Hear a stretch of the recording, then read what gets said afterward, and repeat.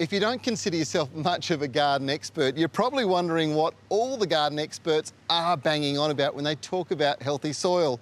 What most people don't realise is that handful of soil is a whole universe of life forms, many of them absolutely essential to you having a healthy garden. To help me explain, I've enlisted the help of Angela Rosson from the School of Biological Sciences at the University of Western Australia to learn more about soil biota. When most people think of soil, they think of a handful of dirt, but it's so much more than that, isn't it? Oh, it's absolutely full of life, and the trick is to have some way of looking into it. There's bacteria, there's fungus, there's tiny little creatures chewing and pooing, there's the other little carnivores that eat those little creatures. Just because you can't see it doesn't mean it's not happening.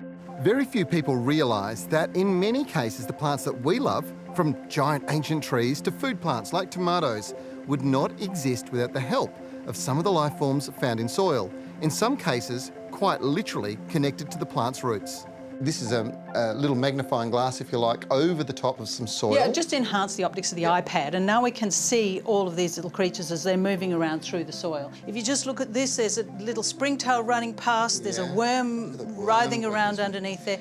There are the little creatures, the chewers and pooers as I call them, things like worms and the little soil mites.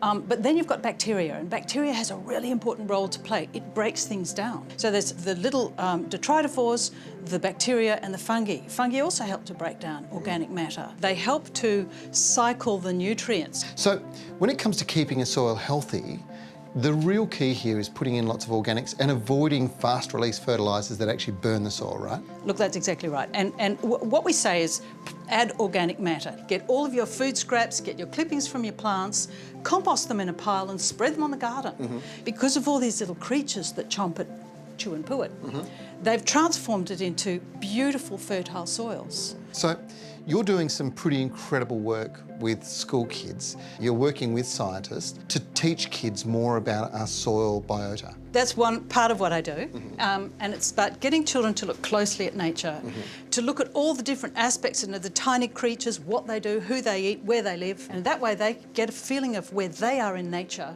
and their responsibilities to the planet. Absolutely. And soil is a really exciting place to start.